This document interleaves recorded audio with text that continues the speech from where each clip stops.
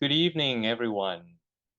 A very, very warm welcome to all of you to the 2023 Gaudy Boy Poetry Book Prize finalist reading. My name is Ji Leong Ko. I'm the publisher and editor-in-chief of Gaudy Boy.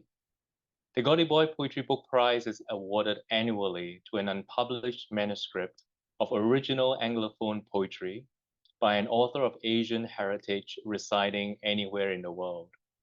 The winner receives book publication and USD $1,500. Gaudy Boy is a publishing arm of Singapore Unbound, a literary nonprofit based in New York City. Besides publishing books through Gaudy Boy and original works of poetry, fiction, and creative nonfiction through our journal Suspect, we organize events such as the monthly Second Saturdays reading series and the biennial Singapore Literature Festival in New York City. And I hope we will actually be able to welcome some of you to some of these in-person and virtual events as well. Well, tonight we're here for a very, very exciting reading by our 5 finalists. And this year, for the Gaudy Boy Poetry Book Prize, we are so honored to have Divya Victor to be our judge. Divya Victor is the author of Curb from Nightboat Books. Curb is a winner of the 2022 Pan America Open Book Award and the winner of the 2022 Kingsley Tufts Poetry Award. It was also a finalist for the CLMP Firecracker Award for Poetry. Divya is currently an associate professor of English and writing at Michigan State University, where she's the director of the creative writing program. So I'm going to pass the mic over to Divya, who will be introducing each of our 5 finalists. Thank you, Divya.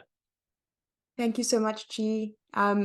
Greetings, everybody. It's such an honor to be here. And it's been my real pleasure and a real privilege to read everyone's work. So I've had a sneak preview of what you're going to hear, and I'm really thrilled to share in that experience with all of you.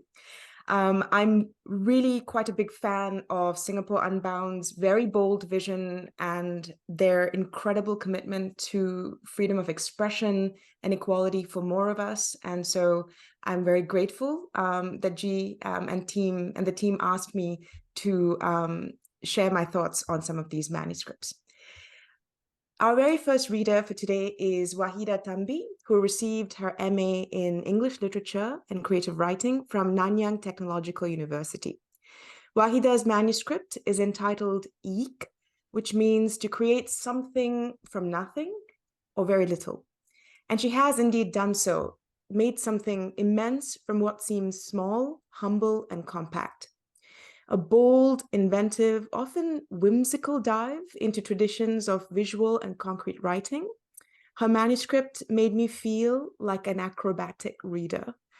Its great triumph is the way it allows signification to shimmer at the edges of language, where sense becomes sensuous and shifts us away from our habits of silence and speech. I admired this manuscript's capacity to bring us closer to the wonder of being language users and to the really divine purposes of play in the written arts. Please welcome Wahidah. Hi, everyone. Good morning, good evening, and good day. My name is Wahidah, and I'm the author of Eek. Today, I'll be doing a very nasal and sort of throaty reading of some of my poems. My apologies. I'm still recovering from a cold, but I hope that maybe my voice would add a bit of atmosphere to at least one of the poems. So without further ado, let's begin with an amble through a feeling of a beautifully thunderous day, the sadness of loss perpetuated by rain, the push and pull of wanting, and the fickle tempest of writing. Brontide. Frontal, blurring sky, brooding, brontide, brought on, rotten tidal waves brumbling, thrunk, throttling, linking blacker, grayer shadows, woken song, thunders on, thunderstrong.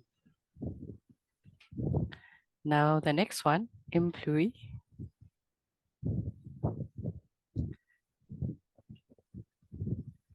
Employee, or implore, I'm pleading, I'm parting with tears swift, imparticable, in particular, invoking,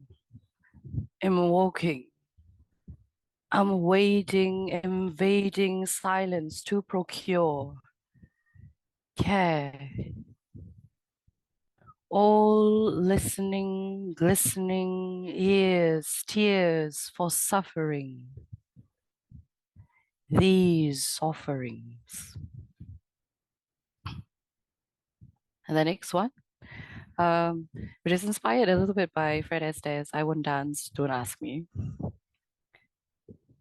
One dance, won't dance, don't ask, won't ask, heart feel, heartfelt, heart-relt things, do things, it should done. One dance, dansk, ask, woo, won't you? And now for Moodlet, my brother-in-law has helped me put together an audio clip to maybe circumvent the loss of my voice. So please enjoy.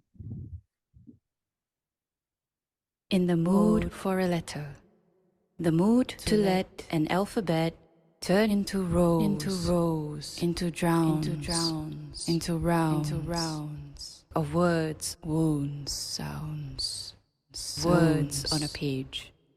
In the midst of summoning numbers to better sounding edge, wounding edge.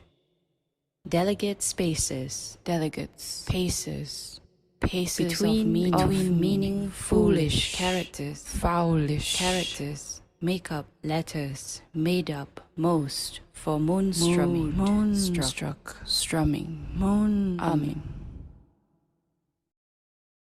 Thank you, Wahidah. That was really quite arresting and beautiful and inspiring. It's such an active work. I believe our next reader is Jeddie Sophronius, who is the author of Love and Sambal and Bloodletting. He is a Chinese-Indonesian writer from Jakarta. He received his MFA from the University of Virginia. I had the privilege of reading Jeddie's interrogation records and believe that it builds a bridge between the personal and the political at a scale that lets us observe the changes taking place in the reader as they traverse that bridge.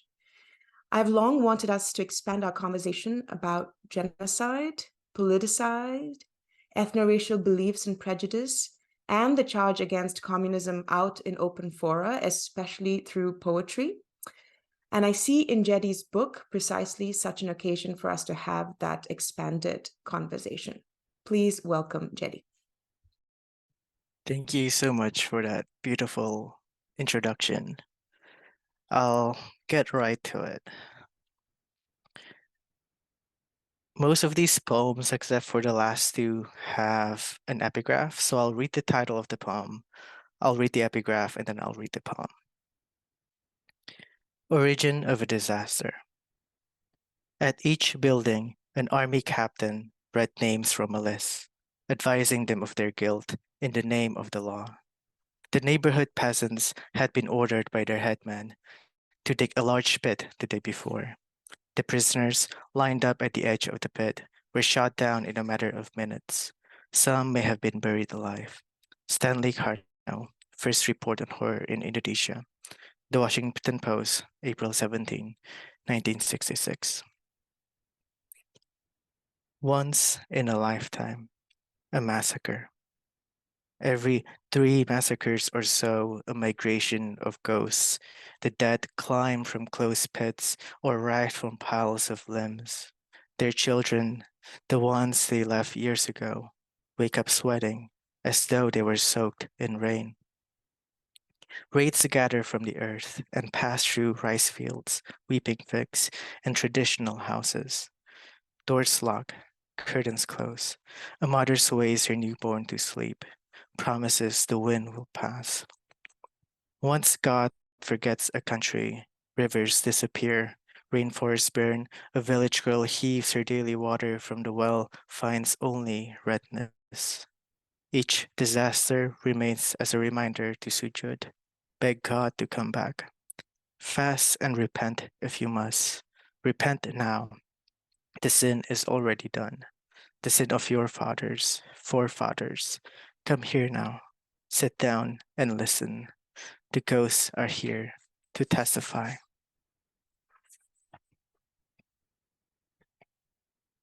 Deathless.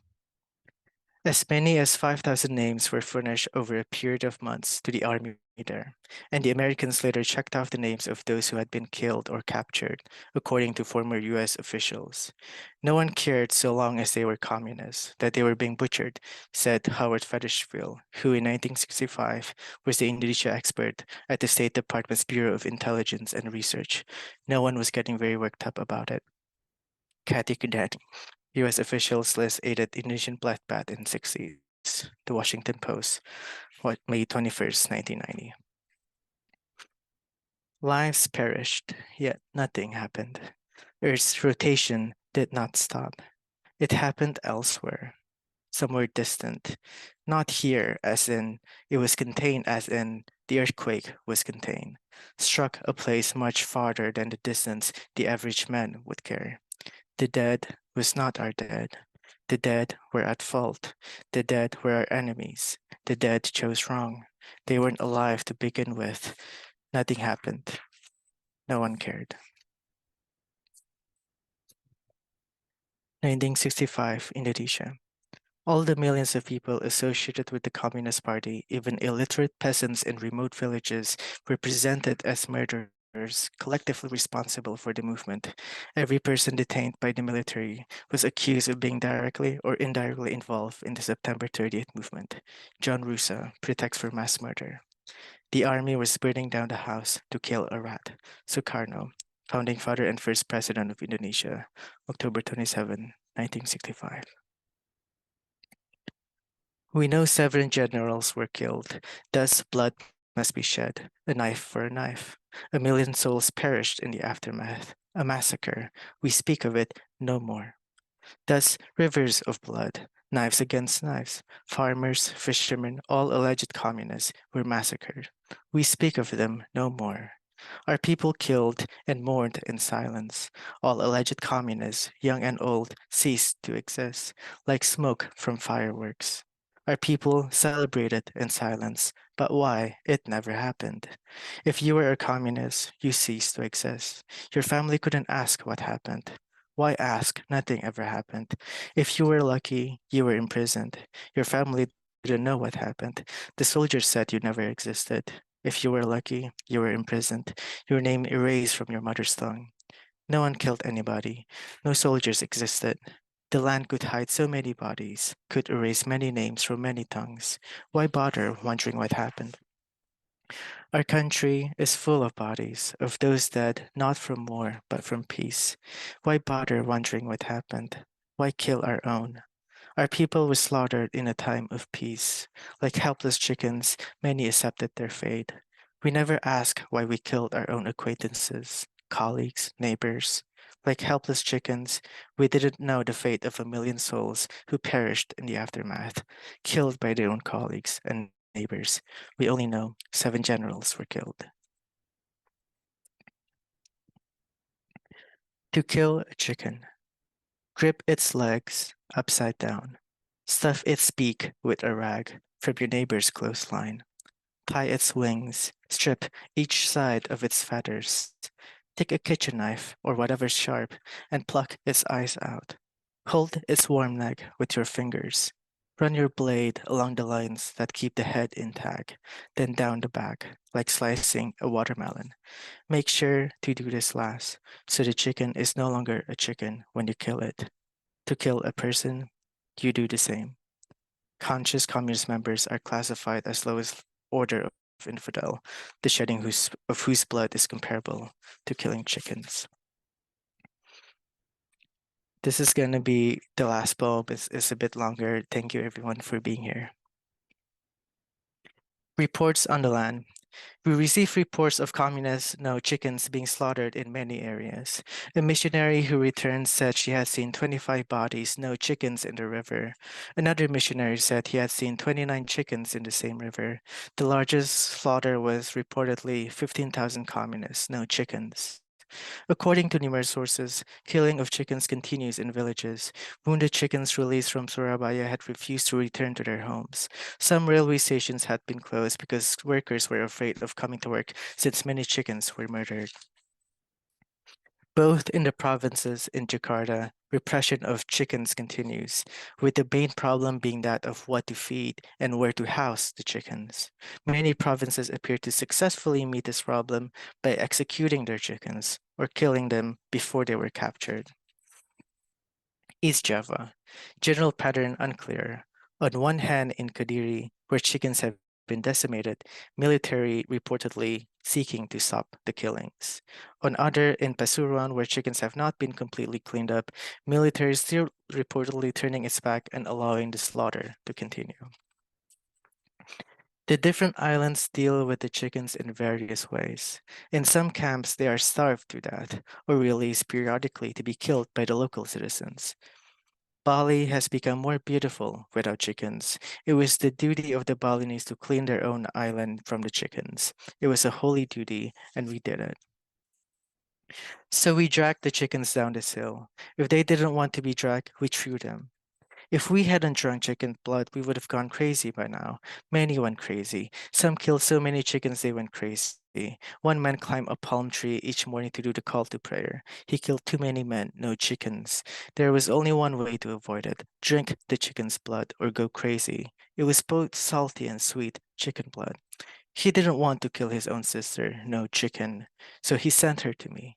Yes, he sent her to me.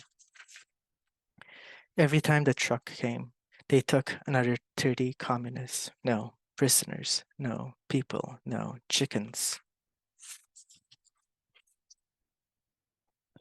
I didn't help. I didn't take a machete and slaughter chickens. I was told they were bad chickens. What's more, they never prayed. In 1965, chickens rushed to the mosque because they were afraid of being slaughtered. Once, I brought a communist head, no, a chicken's head, to a Chinese coffee shop. The Chinese screamed. You brought a chicken's head? Yes. To frighten the Chinese? Yes, so they'd be scared. Just to scare them? Just to scare them. There are many ghosts here because many chickens were killed here. They died unnatural deaths. Here was the paramilitary office where I always killed chickens. Thank you very much, Jeddie, for that courageous work and for undertaking the effort of switching between so many types of vocality in these pieces. We'll be shifting gears with our next reader, who is Ariel Joy So. Ariel was born and raised in Hong Kong. She's also lived in Singapore and the United States. She received her MFA in poetry from Columbia University. And when I was reading Ariel's manuscript, which is entitled My Ghost, I thought it was written somewhere between the lyric essay and the serial prose poem. And it suggested deep learning of the frames of one's experience of trauma, growth, displaced relations, and the ineffable or inexpressible aloneness of understanding a selfhood that's still coming into being. I truly appreciated the way this work moved from anecdote to auto theory to lyric insight in swift shifts of the gear, always driving towards a deeper understanding of events that define us. Please welcome Ariel. Hello. Thank you so much for the warm introduction. I'm so pleased to be reading from my hybrid manuscript titled My Ghost. First of all, thank you to G and those from Singapore and Bound who helped organize this and made this possible. It's so exciting to hear from other finalists as well. I'll read from my excerpt now. In our second semester, I played Frisbee with some closer acquaintances. The grass was getting greener. The sun came up more frequently. In the middle of campus, I raced across a big lawn to catch the disc hovering in the air, trying to fill in spaces with gulps of exhale, the endorphins in me capitulating to that open field. As I ran along uneven ridges, I tripped over a bump on the hill, the front of my foot rolling on itself. I tumbled to my knees, clutching at my dumb foot. Back at the trainer's room in the gym, a staff member wrapped around the injury with a band-aid. When my friend came to visit my room of solitude, she kept asking, "Why didn't you tell me? How have you been getting from place to place on your own?" Walking on crutches alleviated pressure on the swelling, but I could barely carry my body's weight. I emboldened myself, or was it weakness, by seldom leaving my dorm room. Even now, I have trouble remembering daily tasks, though I can feel the dead weight of my body then. I was heavy as inert cargo, the vessel of transport being only myself. Through the grapevine, I heard others were skeptical of my ailment. I can't recall the sequence, but around the same time, either before or after my injury, your leg had become hurt too. It was a coincidental timing. I would notice your limping gait from a distance. The fact that my injury could not be mine, that it had to be shared between us. I didn't have old friends to remind me of who I was. I'd been staring into the eye for too long. I'd forgotten how to look. After my foot recovered, it wasn't before long that your presence continued to seep through others' dialogue. In my friend Kat's room, some of us were hanging out.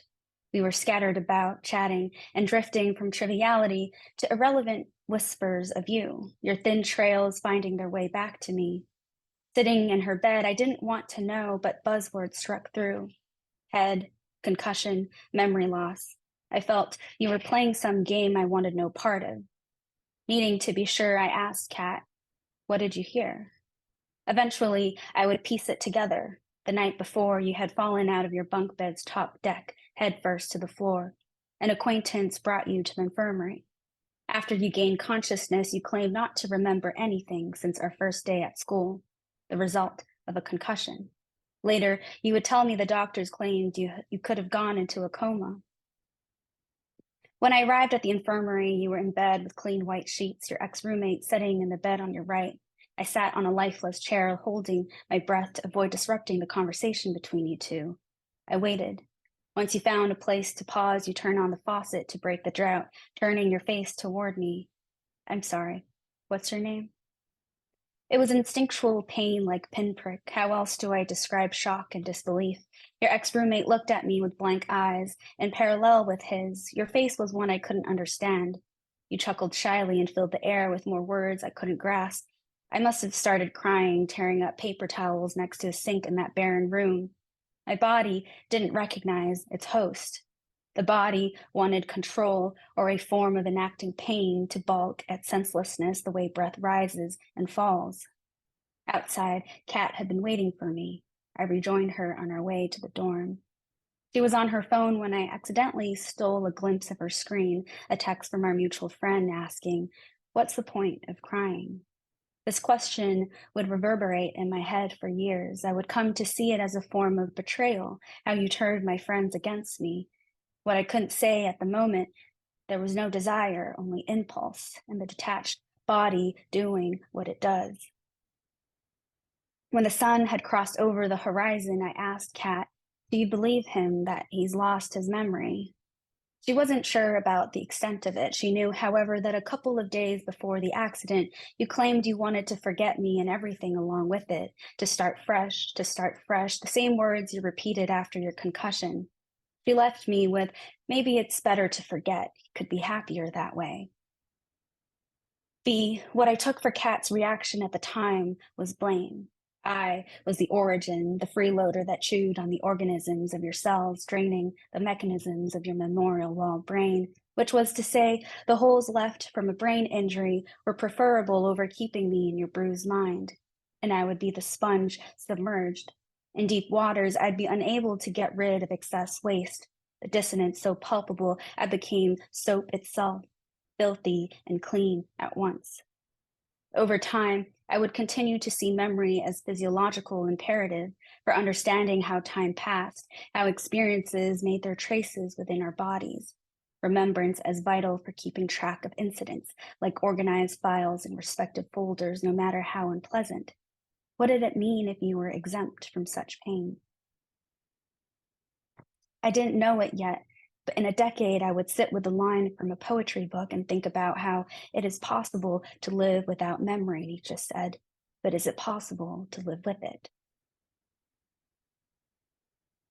An after image travels to 24,901 miles across the circumference of my planet's skull. The reason I keep returning like a dog.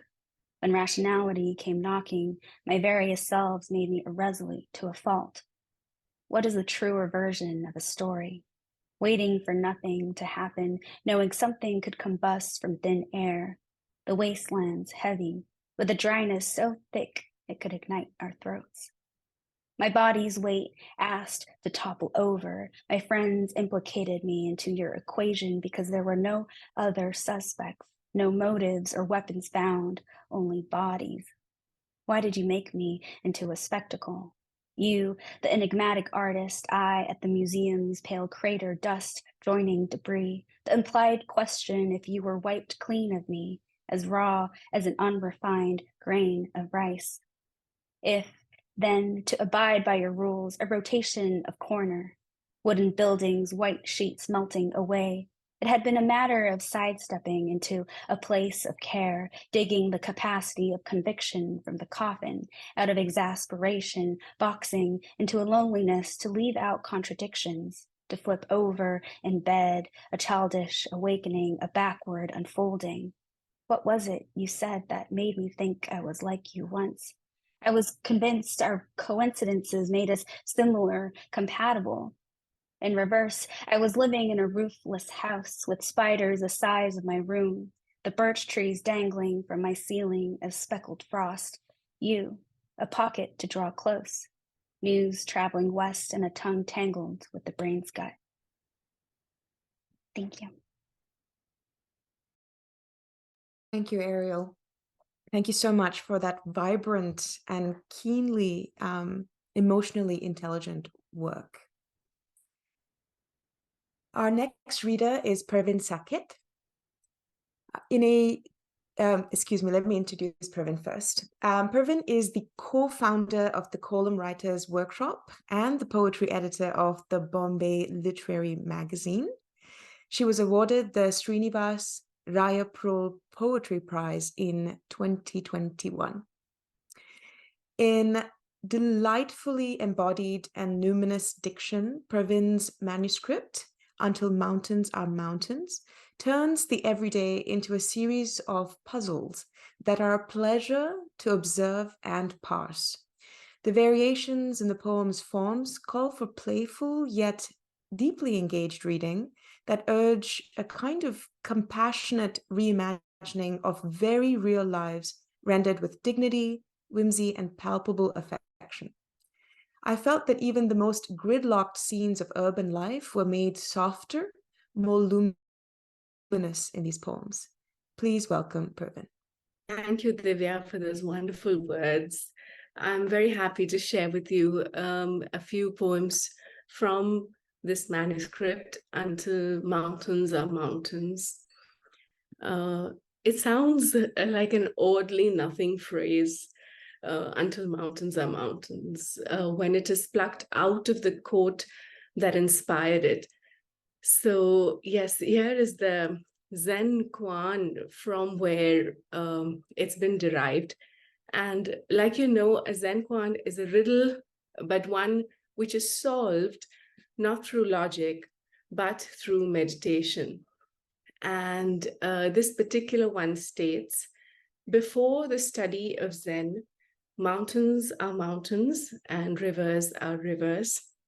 During the study of Zen, mountains are no longer mountains and rivers are no longer rivers. On attaining Zen, mountains are once again mountains and rivers are once again. So the poems in my manuscript occupy this middle phase when things which were once fact or truth come undone as constructs of gender, place, belonging, even language. How do we come to this moment? And when we do, how do we deal with it? I hope the poems will offer some doors or some openings. This is the first one that I'll read. Yes, it's called Word Problems for 10 marks each. And it is after Bhaskara II's treatise, Leelavati. He was a 12th century Indian mathematician and used word problems extensively to represent real world situations of his time. And this might include problems like a bird swooping down to catch its prey, calculating speed, battle formations, storage of grains, things like that. Today, the work is not only a landmark mathematical text, but also an important historical, anthropological artifact. And we have different problems here today. So these are some word problems for 10 marks each. 1.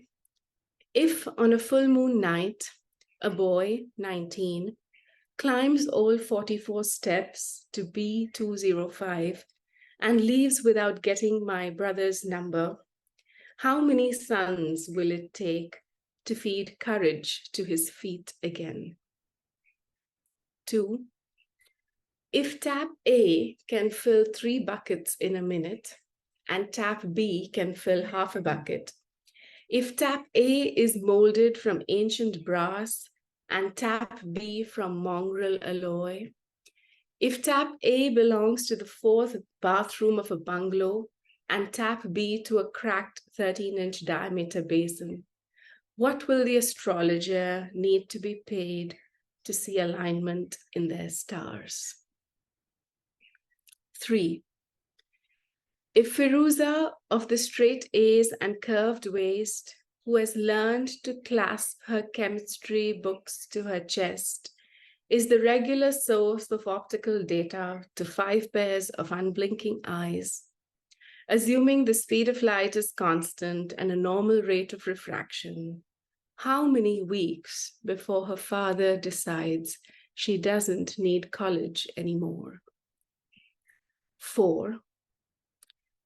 If one 2-armed man can build half a wall in 8 days, and one 2-armed woman can build 3/4 of a wall in a dozen days, how many walls will need to fall before they hold the same number of 2-faced coins in their 2 hands?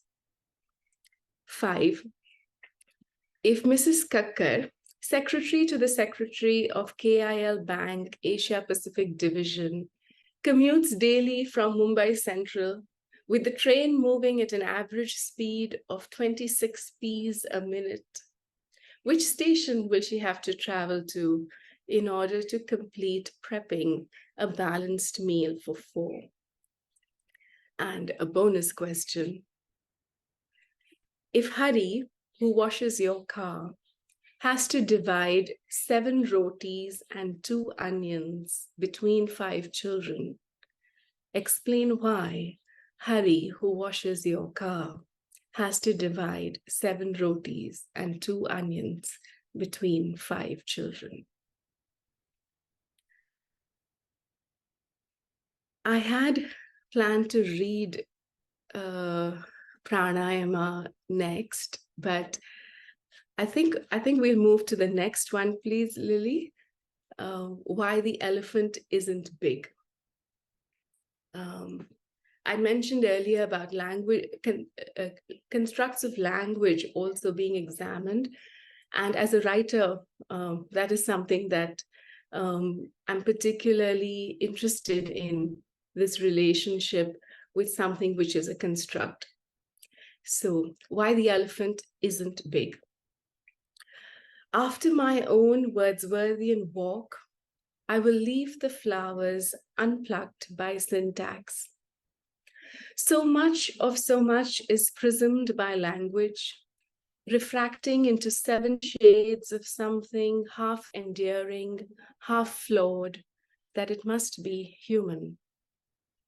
After all, the daffodils aren't golden to the kitten who can only see blue and green. The clouds aren't lonely to the birds who know to make friends mid-sky. And I'm convinced when cats consent to create a grammar, it will be full of possessives, these creatures who graciously adopt the world. So as I throw the ball to my niece, I tell her why the elephant isn't big. It's the normal size of an elephant. Just as the ant isn't small and the giraffe isn't tall. Everything, she asks, breathless, is its own normal. I shrug so she may learn to mistrust what adults believe. Meanwhile, what can anyone honestly know? The cloud is, the flower is, she is. Anything after that is not them, it's me. And I'll end with this poem called Almost, or Vultures Circling the Towers of Silence.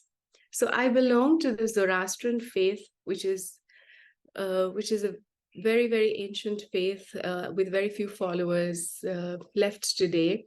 And we have a practice where when a person passes away, the body is offered to the wild. It is considered their last act of charity and their final act of merging with nature. And in cities such as Bombay, this area which is dedicated to this is called the Tower of Silence, and vultures are often seen circling the skies. So, you haven't really been the cat until you've also been the bird caught in its furry hook, your heart pulsing blood into her gelid veins that will form claw, teeth, and cat. You haven't really been the bird until you've also been the cat, wordlessly conquering air, gravity, prey, working the warm flesh with your teeth and tongue, nature's cutlery, so clean, almost kind. You're most alive when you're almost dead, most joyous when the last flicker of the shadow is still inching its way out, most present when your absence expands, most you when you're almost the other. Thank you. Thank you so much, Pervin. I'm really struck in your reading by the grace and the wit with which you carry, with seeming ease, the heft of your actual intellectual curiosity. It's extraordinary to behold. Our next reader is Marco Yan, who is a Hong Kong-based poet whose works have appeared in Guernica, Epiphany, The Adroit Journal, among other places. And Marco's manuscript is called Whoever Told Me Not to Dive Head First, Dove Head First, and Knew the Taste. I admired these poems for their attention to very specific sensory palettes and textures for well-carved, carefully weighed situations. The lyric descriptions in what end up being very meditative series were more than merely decorations or mirrored reflections. They were made alive by ember and chrysanthemum and gilded squares, and these palettes and textures animated a complex array of emotional experience from yearning to mourning, which the poet carried with a great deal of narrative agility and self-understanding. Please welcome Marco. Thank you for Divya, for your kind words, and thank you for all the other finalists in your poems. So I'm gonna read some poems from my manuscripts, and then generally the manuscripts are divided into 3 parts. So I'll read some poems from each of the parts. So the first part of the manuscripts mostly filled with elegies, and how I want to explore how there's this relentless grip of death and how that is paralyzing to the speaker. And then because it's almost like there's nothing ahead, so it's almost like how the speaker can't move at all. So I'll read the first 2 poems, and then they're from the first section. So the first poem is without title, so I'll start. You watch the afternoon stagnate on a wall, and the staghorn ferns sway, green flames by a south window. The peat moss does not go dry, the candle does not burn out, sweet myrtle seep into the drapes, persistent as a pillar of dust.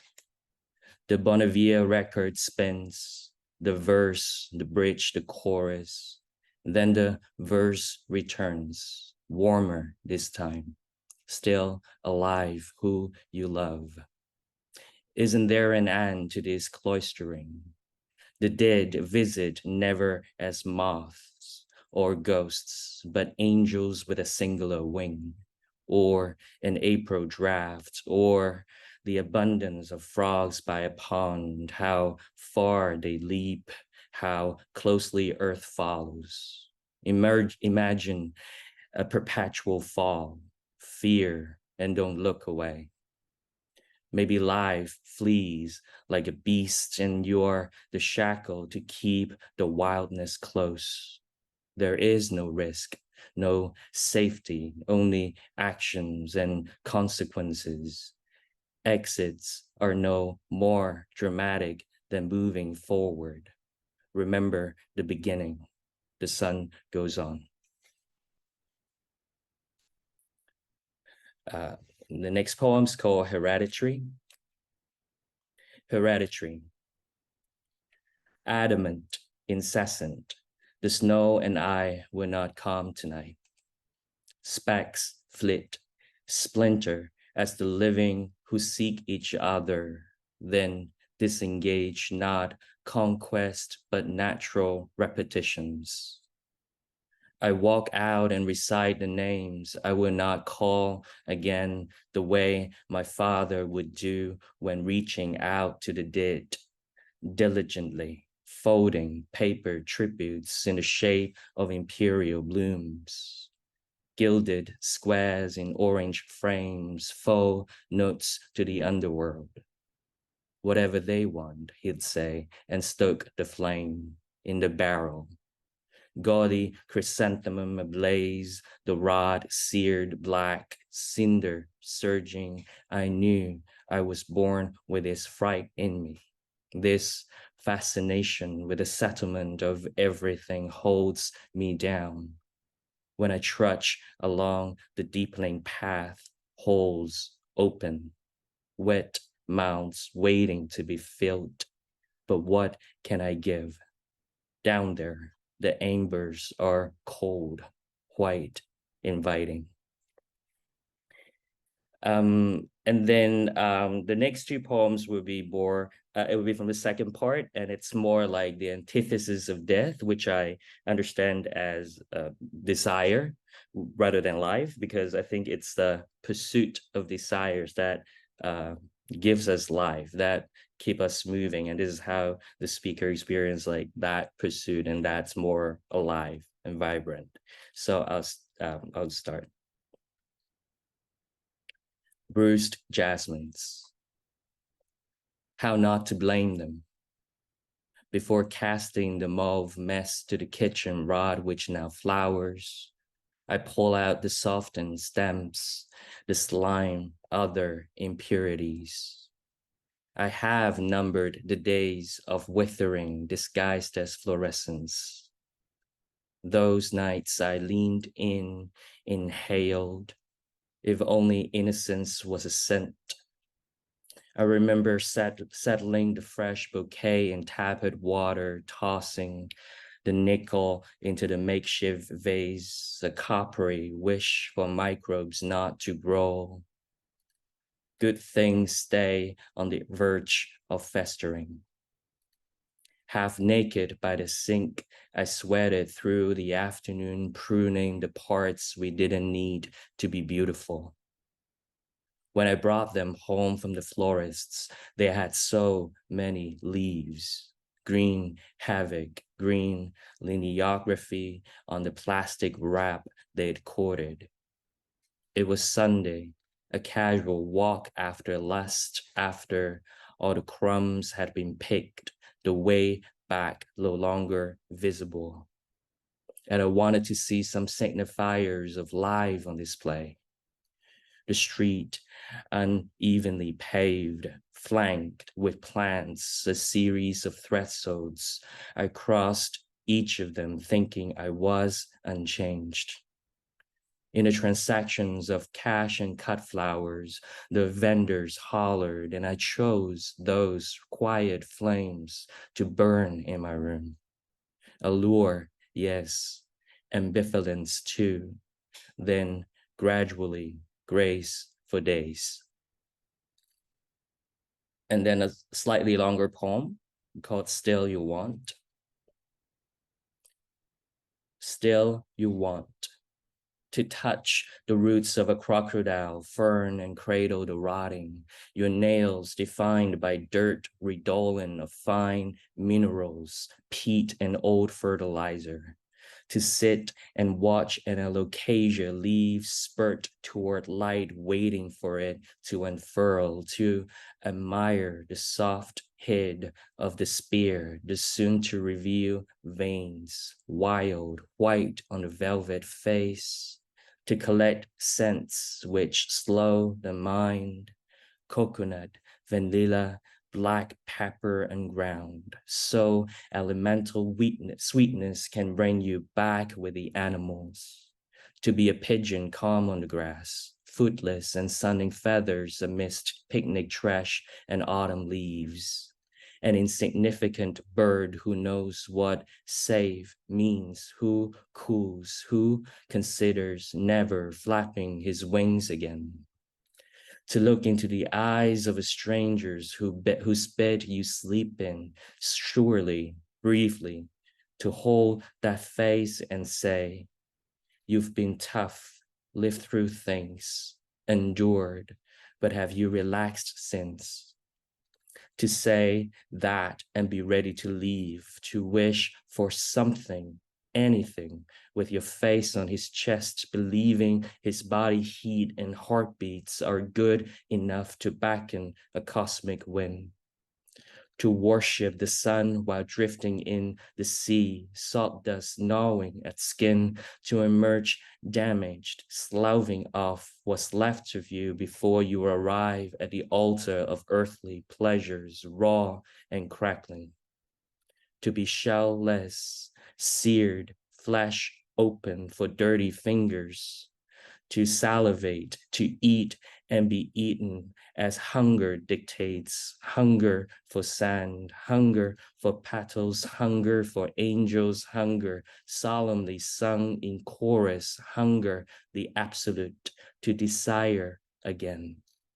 To be chasing fire in a circumference drawn by the hand of another man, content with false sparks, slow sparks, sparks descending on a field of flowers, spurring the beginning of love. To single out a scent which follows you, all its heralds and phantoms, savor them, and remember the notes until you cannot but swallow your spit. To run your hand through the hair of a lover, roots caught between fingers, an elaborate spell hung at the corner of your lips. Before the moon exhausts her parasitian pride, you and I shall not lose another strand, to enunciate that once more, tenderly, letting flow a string of sounds arcane to prolong the night, the night. Thank you. I'll stop here. Okay, thanks a lot. Thank you, Marco. It's an especial gift to hear you read these poems aloud. I'm really struck in the performance by the truly unique melodic and rhythmic environment that is created in the poems that are singular to each one of these, which is a real testament to your ear and the pleasure that you are giving us in as you move through very difficult themes. Thank you. Thank you very much. G, I believe it's over to you. Yes, thank you, Divya. I just want to, thank all 5 of our finalists, Wahidah, Jeddie, Ariel, Pervin, and Marco for your readings. I have been very, very moved by them. It's such a treat to actually hear your voices. I'm actually going to now invite, Divya to actually read the prize citation and to announce the winner. Right, Divya. Thank you, G. And thank you, everyone, all of you, the finalists, for reading. This was an astonishing pool to witness. It gave me, as I was telling the publishers, it gave me a great deal of optimism about the future of Anglophone writing coming from those of Asian descent in our various diasporas. I just feel so energized and optimistic about what I've seen. And now I'd like to recognize and announce the winner of this year's Gaudy Book Prize. It's Jeddie Sophronius, who's the author already of Love and Sambal and Bloodletting, and now the author also of Interrogation Records, which will be published soon. And I'd like to take this about a few minutes to offer my thoughts on this manuscript, which will hopefully give you a sense of why I chose this as the winning book. As a poet and a researcher, I have wanted more US-based publishers to send out documentary works that address underexpressed and understudied historical events that have taken place outside the United States. And I've wanted us to expand our conversation about genocide, ethno-racial beliefs and prejudice, and the charge against communism in open fora, especially through poetry. And as I said before, I see Jeddie's book precisely as such an occasion for us to have this expanded conversation in these audiences. Interrogation Records responds to the systematic killings in Indonesia that took place between 1965 and 1966. Under Suharto's regime, the Indonesian army was responsible for civil unrest and the slaughter of civilians who were alleged members of the Communist Party, civilians who were sympathetic to the feminist and anti-imperialist labor Jarwani women's organization, trade unionists, and ethnic and religious minorities, including Javanese Abangan Muslims, ethnic Chinese, and atheists.